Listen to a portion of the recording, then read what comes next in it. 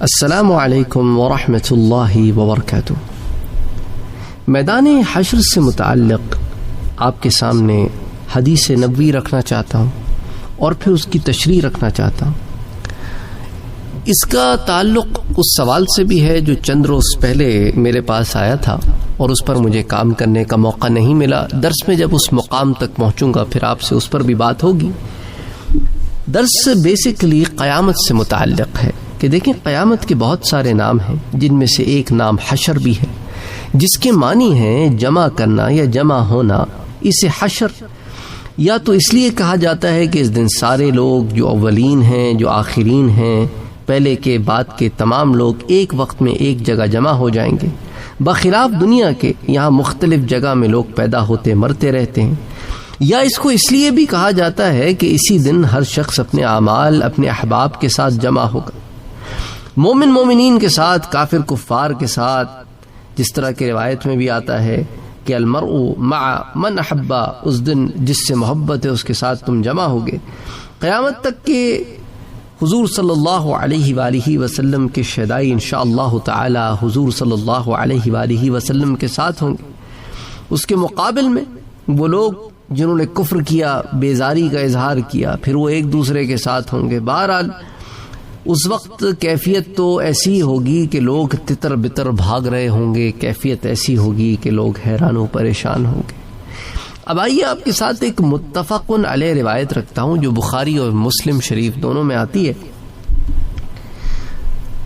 اور اس روایت کے الفاظ کچھ اس طرح ہیں۔ پہلے تو اس کے راوی حضرت سہل ابن سعد رضی اللہ تعالی عنہ فرماتے ہیں کہ حضور اکرم صلی اللہ علیہ وآلہ وسلم نے فرمایا کہ لوگ قیامت کے دن اس سفیدہ زمین پر جمع کیے جائیں گے۔ یحشر الناس یوم القیامت علی ارض بیضاء عفراء کقرصۃ نقی لیس فیہا علم لأحد، جو میدے کی روٹی کی طرح ہوگی۔ اس پر ان دونوں چیزوں پر میں بات کروں گا، یہ دو پوائنٹس ہیں، سفیدہ زمین پر اور میدے کی روٹی کی طرح پر۔ اور اس کا عالم کیا ہوگا کہ جس میں کسی کا نشان نہ ہوگا، اس پوائنٹ پر بھی بات کریں گے۔ پہلے بات کرتے ہیں حدیث نبوی میں جو لفظ آتا ہے نا بیضاء، بیضاء کے معنی بیسکلی تو سفید ہوتے ہیں۔ عربی زبان میں سفید رنگ کو ابیض بھی کہا جاتا ہے، اور جب کہا کہ بیضاء عفراء، عفراء جو ہے بمعنی ہوتا ہے کہ مائل بسرخی، یعنی ایسی سفیدی جو سرخی پر مائل ہو، یعنی زمین ہوگی تو سفید مگر خالصتاً سفید نہیں ہوگی بلکہ سفیدی میں سرخی کی جھلک بھی ہوگی۔ اور ساتھ ہی جو الفاظ آتے ہیں نا کا قرصتی، قرصہ میں اب آپ دیکھیں نا تو اس میں تا جو ہے اس کو کہتے ہیں تا مربوطہ، اور یہ جب کھول کے لکھا جاتا ہے نا تا، جیسے لیٹر تا ہوتا ہے اسے مفتوحہ کہتے ہیں۔ تو اب اس میں معنی کیا ہوئے، ٹکیا یا روٹی کے، اور یہ قرص سے بنا ہے، لفظ قرص سے قرصہ بنا ہے۔ تو قرصہ میں تے جو ہے وہ وحدت کی طرف اشارہ کرتا ہے، یعنی کہ ایک روٹی۔ اسی طرح جو اس میں ایک اور بات آتی ہے کہ جس میں کسی کا نشان نہ ہوگا، یعنی کہ اس دن ساری روئے زمین پر نہ کسی کا مکان ہوگا، نہ باغ، نہ کھیت، نہ غار، نہ پہاڑ، بلکہ ایک صاف شفاف میدان ہوگا۔ اور یہی بات پھر کفار کو سمجھ میں نہیں آتی، وہ کہتے ہیں کیا مطلب زمین فلیٹ ہوگی تو تم لوگ فلیٹ ارتھ مانتے ہو، تو وہ اس طرح کی باتوں میں اٹکل پچوں میں پڑ جاتے ہیں، حالانکہ وہ جانتے ہیں کہ ہموار سے کیا مراد ہوتی ہے۔ خیر، جس نے نہیں سمجھنا اسے آپ زبردستی سمجھا نہیں سکتے، جو ماننا ہی نہیں چاہتا اسے آپ منوا نہیں سکتے۔ تو زمین جو ہے وہ بالکل ہر قسم کی نشان سے پاک کر دی جائے گی، سب کی نظریں آسمان کی طرف ہوں گی، اور زمینی سفر طے کرتے ہوئے ارض شام یعنی شام کی زمین تک پہنچیں گے جہاں قیامت کا اجتماع ہوگا۔ لوگوں میں یہ بھی ایک بڑا مغالطہ ہے، وہ کہتے ہیں کہ یوم محشر عرفات کے میدان میں ہوگا، عرفات میں نہیں شام میں ہوگا۔ اس پر بھی میں آپ کو پہلے درس دے چکا ہوں، ایک سوال آج بھی آیا تھا کہ میدان محشر کہاں ہوگا۔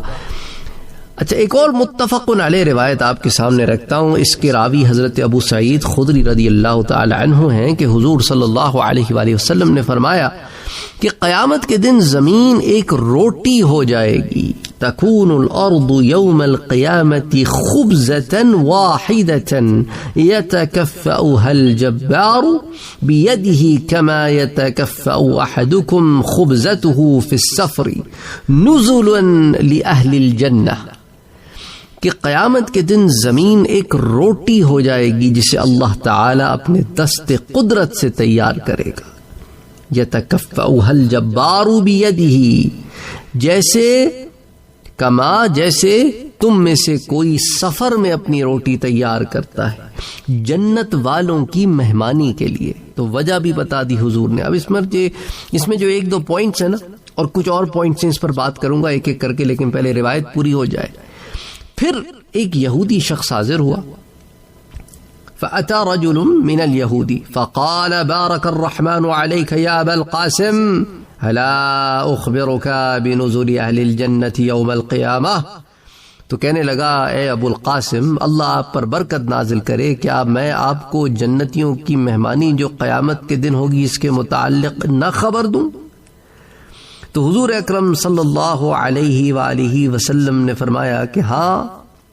تو بولا زمین ایک روٹی ہو جائے گی جیسے حضور صلی اللہ علیہ وآلہ وسلم نے فرمایا. تب نبی صلی اللہ علیہ وآلہ وسلم نے، صحابہ کہتے ہیں کہ ہماری طرف دیکھا، پھر تبسم فرمایا، حتیٰ کہ آپ کی مبارک دانت نمودار ہو گئے. پھر بولا کہ جو یہودی تھا وہ کہنے لگا کہ میں آپ کو ان کے سالن کی خبر نہ دوں، بالام اور مچھلی، اس پر بھی بات کروں گا. صحابہ نے کہا وہ کیا چیز ہے؟ بولا بیل اور مچھلی. تو بالام یعنی بیل اور مچھلی تو سمجھتے تھے کہ ان دونوں کی کلیجی کے ٹکڑے سے 70,000 کھائیں گے. بخاری اور مسلم کی روایات ہیں. تو اب اس پر بات کرتے ہیں، اس کے ایک ایک نقطے پر بات کرتے ہیں تاکہ یہ بات واضح ہو جائے. تو اب پہلے بات کرتے ہیں کہ اللہ تعالیٰ اپنے دست قدرت سے اس روٹی کو تیار کرے گا، یعنی قیامت کے دن زمین ایک روٹی ہو جائے گی. اس پر بات کرتے ہیں، یعنی کہ ساری زمین کو رب تعالیٰ صرف کلمہ کن سے بغیر واسطہ فرشتہ روٹی بنا دے گا. کیونکہ روٹی ہاتھ سے پکتی ہے، اس لیے یہاں ارشاد ہوا کہ مراد دست قدرت ہے.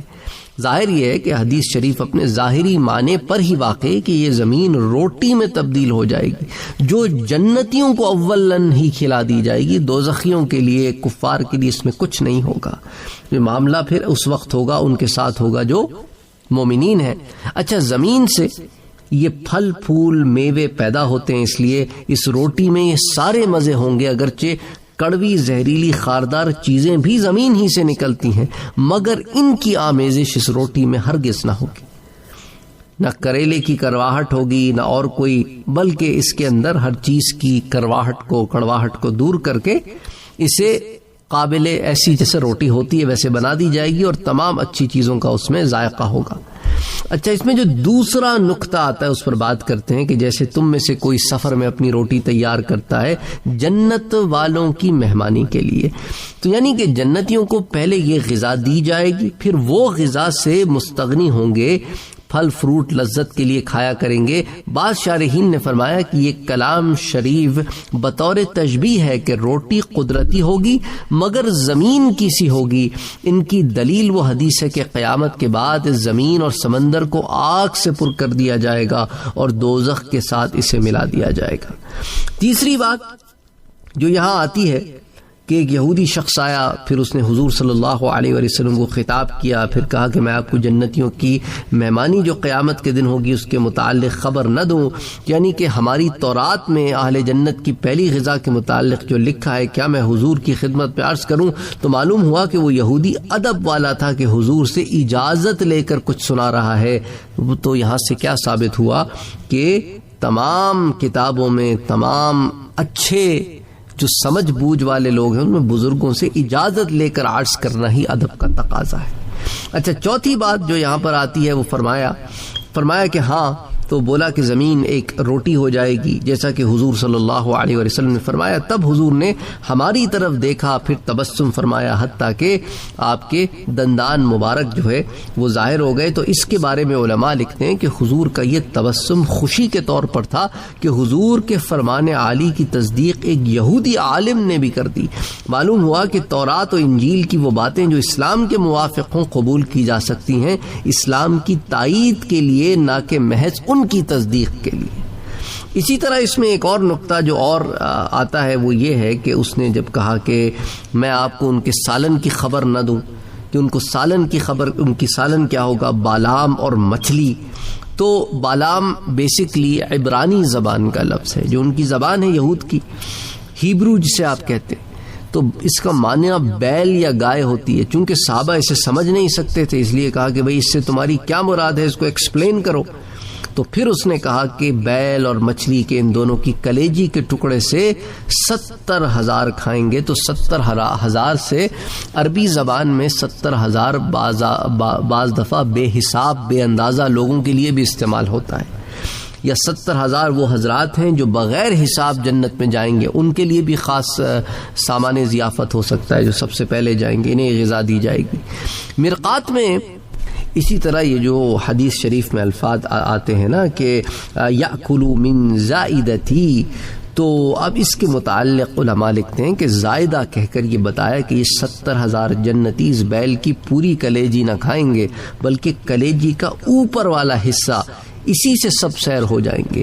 خیال رہے کہ یہ غذا جنت میں آگ سے نہ پکے گی, کہ وہاں آگ نہیں بلکہ قدرتی طور پر پکی ہوئی ہوگی, جیسا عیسیٰ علیہ السلام کے آسمانی دسترخوان میں بھنی ہوئی مچھلی اور روٹی آسمان سے اتری تھی. تو گویا یہ خاص انتظامات ہیں ان کے لیے جن کے لیے جنت ہے. اب وہ لوگ اس پر سوال کرتے ہیں کہ بھئی جنت میں جانے سے قبل یہ ضیافت اور زمین کا روٹی ہو جانا, یہ کیا بات ہوئی, کیا ساری دھرتی روٹی ہو جائے گی؟ دیکھیں, بہت ساری باتیں ہماری عقل میں ابھی نہیں آ سکتی, یہ تبھی آئیں گی جب دیکھیں گے, کیونکہ بہت ساری چیزیں ہماری عقل سے ماورا ہیں, عقل کے سمجھ سے فہم سے باہر ہیں. اب مثال کے طور پہ اس دنیا میں ایسی بہت ساری چیزیں موجود ہیں کہ جب تک دکھائی نہ جائیں آپ کو سمجھ میں نہ آئیں گی, آپ کو ایکسپلین بھی کر دی جائیں, لیکن جب تک آپ اس کا ویژول نہیں دیکھیں گے آپ کو سمجھ میں نہیں آئے گا. مثال کے طور پر آسانی کے لیے کتنے ہی دنیا میں ایسے پھل ہیں, ایسی سبزیاں ہیں کہ جنہیں ایکسپلین کر بھی دیا جائے, سمجھا بھی دیا جائے تو بھی سمجھ میں نہیں آ سکتی, یہاں تک کہ آپ انہیں خود تجربہ ایکسپیرینس کر لیں. مثال کے طور پر ایک ٹراپیکل فروٹ ہوتا ہے جسے کہتے ہیں ڈریگن فروٹ. اب وہ ڈریگن فروٹ آپ میں سے جس نے نہیں دیکھا ہو اس کے ذہن میں سب سے پہلے یہی آئے گا کہ شاید یہ ڈریگن جیسا ہوتا ہے, شاید یہ چین سے آتا ہوگا یا جاپان سے آتا ہوگا جہاں ڈریگن کے بارے میں ہم نے سنا ہے. پر یہ فروٹ جو ہے یہ ساؤتھ ایسٹ ایشیا میں بھی گرو ہوتا ہے, میکسیکو میں بھی ہوتا ہے, سینٹرل امریکہ میں بھی ہوتا ہے, ساؤتھ امریکہ میں بھی ہوتا ہے. باہر سے یہ لال تو ہوتا ہے لیکن لال بھی ذرا پنک کی طرف مائل, اور اس کے اندر جہاں سے یہ شروع ہوتا ہے وہاں سے ہرا ہو جاتا ہے, پیلا ہو جاتا ہے. اگر کھولیں تو سفید ہوتا ہے, اس میں کالے کالے چھوٹے چھوٹے چھوٹے چھوٹے سے دانے ہوتے ہیں. اب یہ سب میں نے آپ کو سمجھا تو دیا, لیکن آپ کے ذہن میں اس کا کیا نقشہ بنا اس کو میں تو نہیں سمجھ سکتا. یہ تو وہی ہے نا, وہی سمجھے گا کہ جس نے پہلے دیکھ لیا ہو, یا اس کو میں آپ کو تصویر دکھا دوں. اسی طرح ایک اور فروٹ ہوتا ہے جس کو ڈورین فروٹ کہتے ہیں, اور اس کا ایک نام کنگ آف فروٹ بھی ہے. اب اس کے بڑے عجیب و غریب سا فروٹ ہوتا ہے, یعنی باہر سے ہرا ہوتا ہے اور دانے دانے دانے دانے دار ہوتا ہے, یعنی دور سے دیکھیں تو آپ کو لگے کیکٹس ہے. اندر کھولیں اس کو تو سفید جھلی میں یلو کلر کا فروٹ چھپا ہوا ہوتا ہے. بڑا عجیب سا فروٹ ہوتا ہے دیکھنے میں, ٹراپیکل فروٹ ہے. اس طرح ایک اور فروٹ ہوتا ہے, میں نام اس لیے گنوا رہا ہوں آپ کو, آپ ان کو جا کے دیکھیں, شاید آپ نے کبھی دیکھے نہ ہو. سٹار فروٹ ایک ہوتا ہے, سٹار کی شیپ کا ہوتا ہے, تھوڑا تھوڑا سا, ناٹ نیسسریلی کہ پرفیکٹلی سٹار بنا ہوا, لیکن کلوز انف. مینگوسٹین ایک ٹراپیکل فروٹ ہوتا ہے. ٹراپیکل فروٹس میں اس لیے بتا رہا ہوں کہ بہت سارے لوگ ٹراپیکل فروٹس سے واقف نہیں ہیں. وہ ایک دو کوئی جانتے ہیں ٹراپیکل فروٹ جو ہمارے ہاں ہوتے ہیں, انناس, پائن ایپل ہو گیا, لیچی ہو گیا, مینگوز ہو گئے, پپایا ہو گئے, بس انہی کو جانتے ہیں. لیکن ان کے علاوہ اور بھی انواع و اقسام کی دنیا میں فروٹس ہیں. تو مینگوسٹین ایک ہوتا ہے, پرپلش کلر کا ہوتا ہے, چھوٹا سا پھل ہوتا ہے. اسی طرح رمبوٹانز, یعنی نام سن کے لگتا ہے کہ شاید کو بنمانوس کی قسم ہوگی رنگوٹان ٹائپ کی, لیکن وہ پھل ہوتا ہے چھوٹا سا لال کلر کا, اس پہ ایسے ہرے ہرے سے بال ہوتے ہیں. اس طرح آپ میں سے ہو سکتا ہے کسی نے جیک فروٹ کا نام سنا ہو, کسی نے نہ سنا ہو. تو کہنے کا مقصد یہ ہے کہ دنیا میں بھی ایسی چیزیں اگر ایکسپلین کر بھی دی جائیں تو جب تک دکھایا نہ جائے, کھایا نہ جائے, خبر ہی نہیں ہوتی, سمجھ ہی نہیں آتی بات. تو اسی لیے ان چیزوں کو یوں بھی آپ سمجھنے کی کوشش کیا کریں کہ ہر چیز ضروری نہیں کہ ہماری اس ناقص عقل میں آ جائے صرف ایکسپلین کرنے سے. اللہ تعالیٰ سے دعا کریں کہ اللہ تعالیٰ ان لوگوں میں شامل کرے جو بلا حساب جنت میں داخل ہوں. اللہ تعالیٰ ہم سے راضی ہو, ہمیں بخش دے, ہمیں معاف کرے. السلام علیکم ورحمۃ اللہ وبرکاتہ. اگر آپ نے ابھی تک ہمارے چینل کو سبسکرائب نہیں کیا ہے تو سبسکرائب کا بٹن دبائیں, بیل کے آئیکن کو پریس کریں تاکہ آپ کو ریگولر نوٹیفیکیشن اپڈیٹس مل سکے اور آپ ہمیں ہمارے لائیو سیشنز میں بھی جوائن کر سکیں. ویڈیو پسند آنے کی صورت میں لائک, شیئر اور کمنٹ کرنا نہ بھولیں.